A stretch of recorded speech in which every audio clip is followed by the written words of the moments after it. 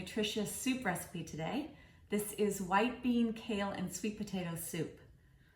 I teach this recipe often in my cooking classes. I share it with my friends, and if I have someone that I know that is sick or needs a little extra nutrition, I make this soup for them.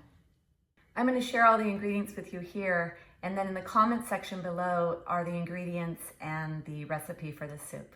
White beans is one of the ingredients for the soup, and you have two choices here. You can either soak beans and cook them yourselves according to the directions on the package. Takes a little longer. Or you can have a can of beans, and I don't actually rinse these off when I use them. I use whatever the liquid is that they are stored in. Also, we're going to need kale, and the kale that I prefer for this is the Dino variety, the softer leaf, as opposed to the curly leaf variety. Another aspect of this is going to be the sweet potatoes. These are actually yams. Sweet potatoes have a yellow flesh, and yams have the darker flesh. And this is an organic yam, so I like to keep the peel on. Of course, that's up to you if you'd like to peel your yam. There's a lot of good nutrition in the skin, and because it's organic, I feel safe using that. The three main ingredients that begin with most soups are onions, carrots, and celery. So I've got 1 cup of onions, 1 cup of carrots, and 1 cup of celery. Then we also have a little pressed garlic here to add a little extra flavor. And bay leaves will go in this soup, as well as pepper and salt. There's one more spice that I like to add, or rather herb that I like to add. It's fennel seeds. And so this gives it a little hidden mystery flavor that people are always wondering, what is that? At the end, I will finish it off with parsley, because parsley is actually a finishing herb. It's nice and thin and doesn't have a lot of high oil content. So this will go in at the end of our cooking. And then for the oil options, we can use the coconut oil or the avocado oil. And then the last choice that you have to make is that you can either make this a vegan soup using water, or you can use chicken stock. First thing is to turn the flame on medium-high. I'm going to use avocado oil. So I'm going to add about 2 tablespoons.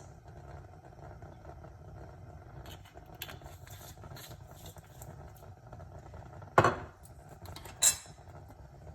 going to add in my cup of chopped onions.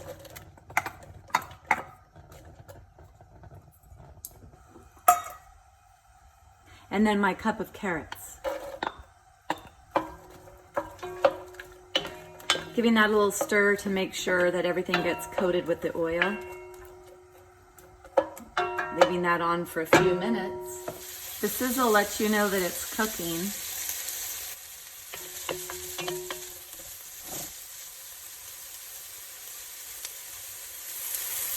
Now it's time to add in my garlic. Garlic doesn't cook as long as the onion. If you put it in with the onion, sometimes it burns. So I like to wait a few minutes before I put my garlic in.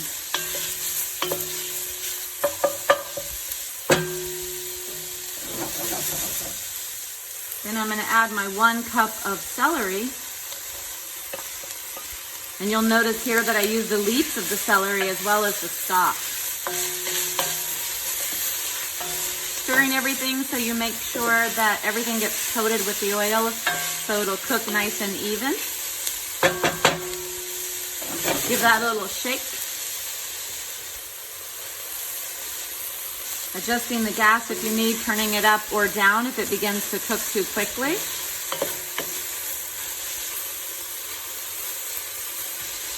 I'm going to add a little salt here, helps to sweat the vegetables.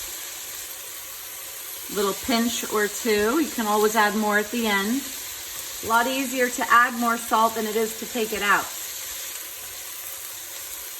And same thing here, we're going to add now some pepper.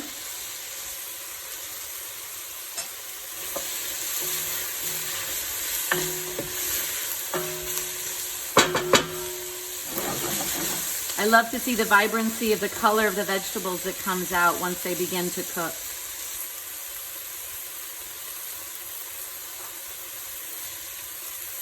I'm going to add a little fennel seed, and because fennel seed has a high oil content, you can put this in pretty early. So I will use probably about a teaspoon or so of fennel seeds.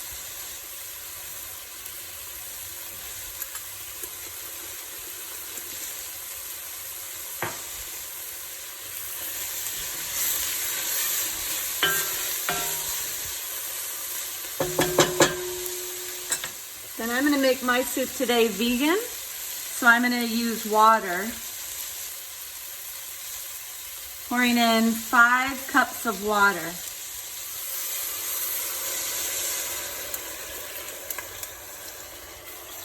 And then turning the gas up to high to get the water to come to a boil. Now's the time to add in a few bay leaves. Once you notice that they're simmering around the edges, you know you're pretty close to a boil. So today I chose to use dried beans.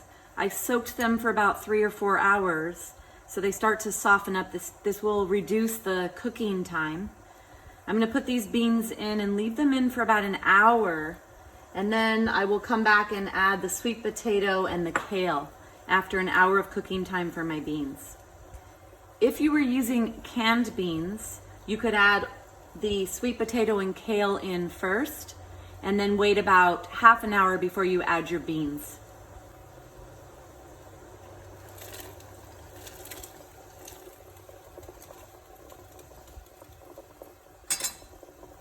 Once you have your beans in, give it a little stir. And then turn the beans down to a simmer. And go ahead and cover your beans. Now it's been about an hour that the soup has been cooking, and it's time to add our next ingredients. That's about 1 cup. I took a small sweet potato, or a yam in this case, and cut that up. So we're going to add that now. And I'd like you to note here that I think that we're getting a little low on water.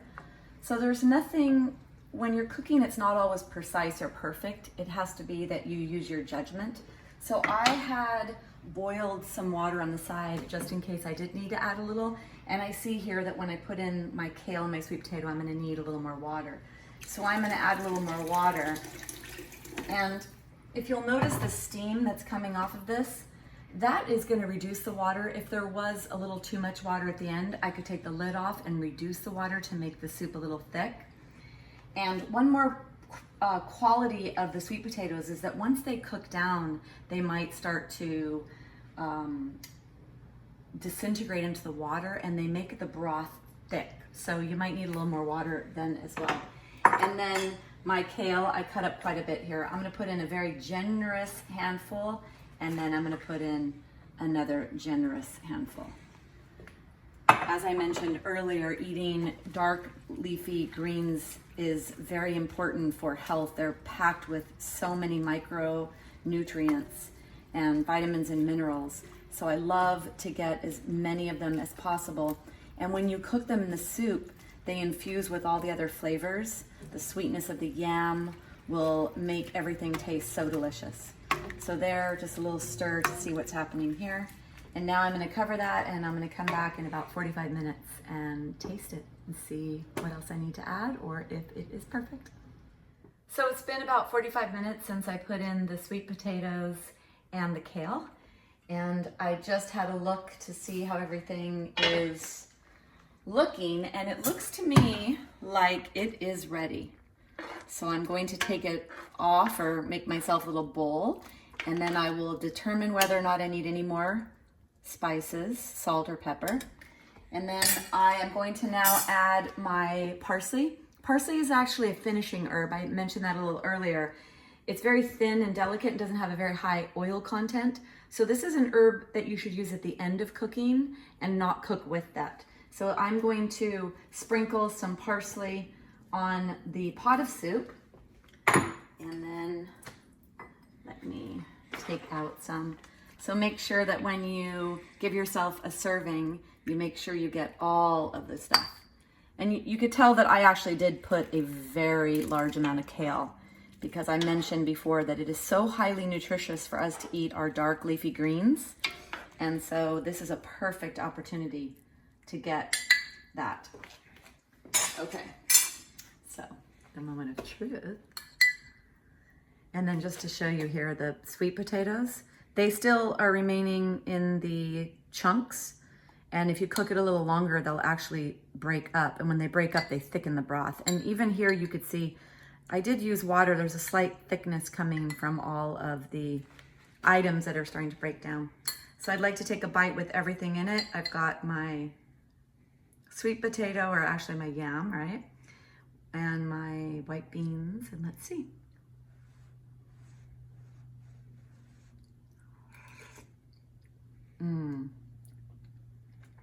It's really so delicious.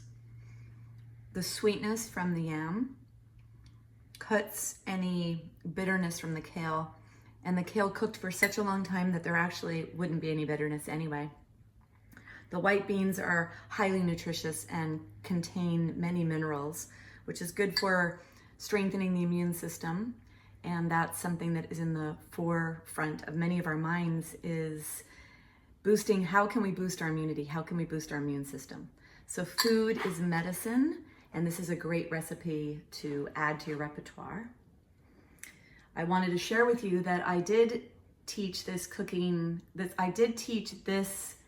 recipe in a cooking class that I taught for Torrance Memorial Medical Center, where I teach yoga. And it was a class for caretakers. I wanted to teach them really nutritious foods for the people they were caring for. And I try to incorporate kale in many of the recipes I teach them. And when I served this soup, one of the gentlemen in the class came up to me and said, "That is the first time I've ever had kale and liked it." And that comment was so amazing for me, to think that here's an opportunity now for this man and for his father that he's caring for him to make this soup and for them to be eating kale. So I hope you try it. I hope you enjoy it. The recipe and instructions are down below in the comment section.